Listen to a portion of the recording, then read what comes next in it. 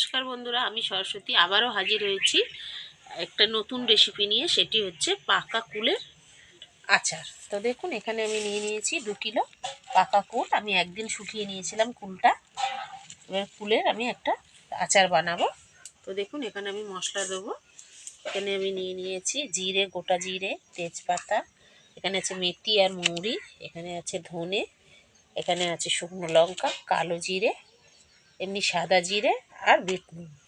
আমি এই মশলাটা একটু শুকনো খোলায় আগে ভেজে নিয়েছি। এখানে দেখুন,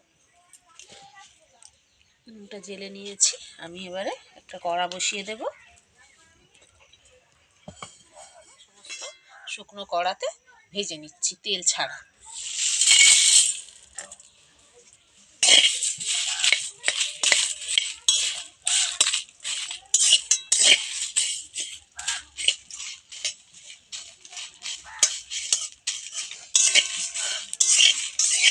মশলাটা কিন্তু খুব বেশি ভাজার দরকার নেই, তেতো হয়ে যেতে পারে।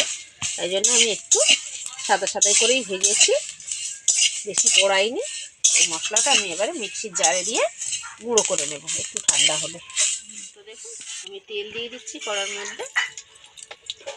সর্ষের তেল দিয়ে দিলাম, 5 ফোড়ন,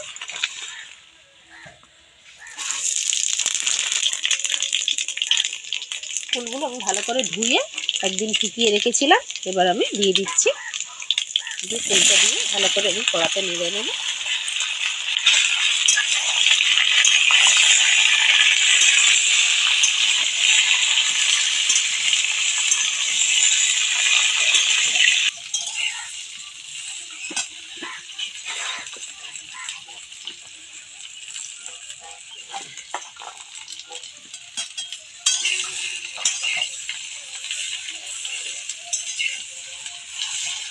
আমি এখানে নিয়ে নিয়েছি, ওখানে আছে আমার 1.5 কিলো মতো কুল।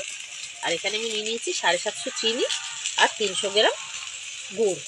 আমি দুটো মিলিয়েই করছি, গুড় ও চিনি দিয়ে। আপনারা চাইলে যে কোনো একটা দিয়েও করতে পারবেন। তো দেখুন, আমি দিয়ে দিচ্ছি পরিমাণ মতো নুন দিয়ে দিচ্ছি। এখন আমি আর একটু বিট নুন এর সাথে অ্যাড করব। পরপর করে এবার আমি গুঁড়ো মশলাগুলো দিয়ে দিচ্ছি হলুদ গুঁড়ো, গুঁড়ো,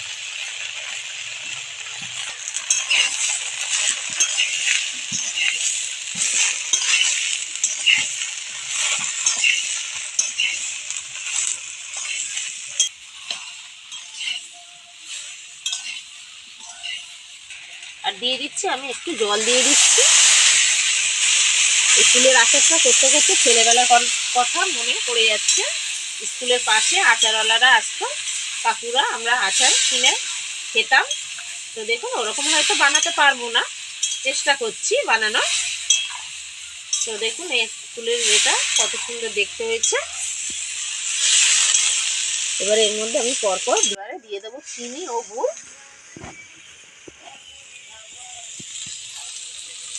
আমি আগে হাফটা দিচ্ছি, আবার পরে হাফটা দেবো।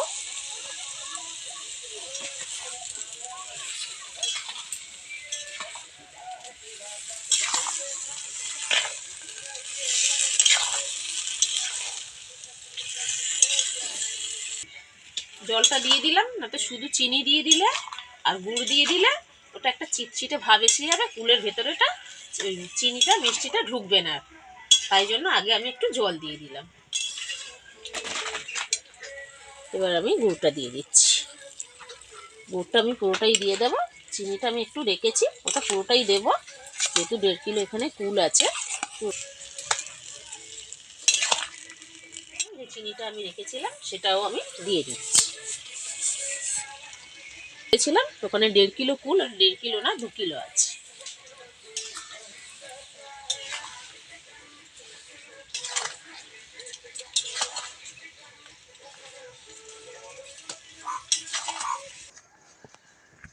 তো দেখুন, আমি বিট নুনটাও ওর মধ্যে অ্যাড করে দিচ্ছি। ফেলেছি আচারটার মধ্যে এমনি নুন দিয়েছিলাম, সাদা নুন। এবার বিট নুনটাও দিয়ে দিচ্ছি।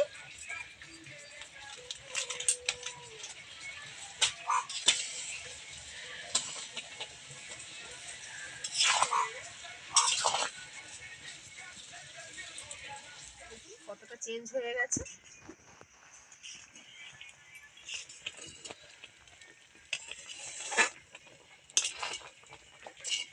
কুলের আচারটা কিন্তু করতে অনেকটাই টাইম লাগে, যেহেতু আমার অনেকটাই কুল।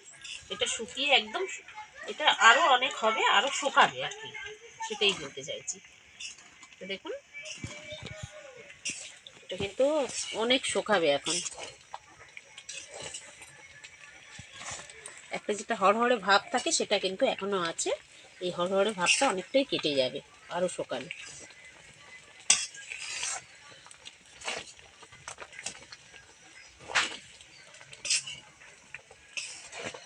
আমরা কাকুদের কাছে, স্কুলের পাশে কাকুদের কাছে কিনে খেতাম।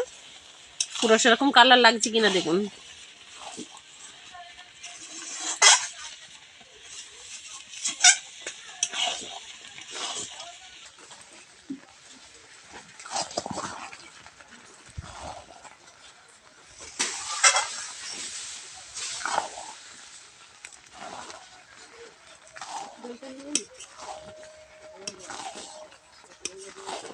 সেটা কিন্তু হেভি হয়েছে। আচারটা আমার পুরোপুরি হয়েই গেছে, বুঝতেই পাচ্ছেন, পুরো শুকিয়ে কইটুকুনি হয়ে গেছে, দেখতেই পাচ্ছেন। কড়ার হাফ হয়ে গেছে, একদম হাফের থেকেও কমে গেছে। তো এবার দেখুন যে মশলাটা আমি আপনাদের দেখিয়েছিলাম ভেজে নিয়েছি, সেটা আমি গুঁড়ো করে নিয়েছি। তো দেখুন এবার আমি মশলাটা দিয়ে নাড়িয়ে নামিয়ে নেব। এই মশলাটা আমি পুরোটা দেবো না, হাফটা দেবো।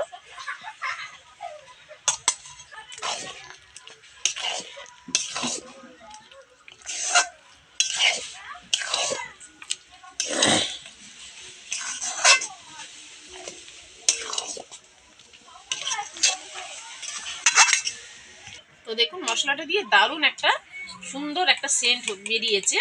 আপনারা হয়তো পাচ্ছেন না, আমি পাচ্ছি। আপনারা বাড়িতে এরকমভাবে মশলা বানিয়ে এরকমভাবে আচারটা করবেন। তো দেখুন এই আচারটা দারুণ হয়েছে, ছেলেবেলার কথা মনে করে দিচ্ছে। এই টোপা কলের আচারের রেসিপিটা আপনাদের কেমন লাগলো অবশ্যই কমেন্ট করে জানাবেন, তার সাথে লাইক শেয়ার করে নেবেন। আর আমার এই ব্লগ চ্যানেল দেখার জন্য আমার চ্যানেলটাকে সাবস্ক্রাইব করে নেবেন। আপনারা ভালো থাকবেন, সুস্থ থাকবেন, নমস্কার।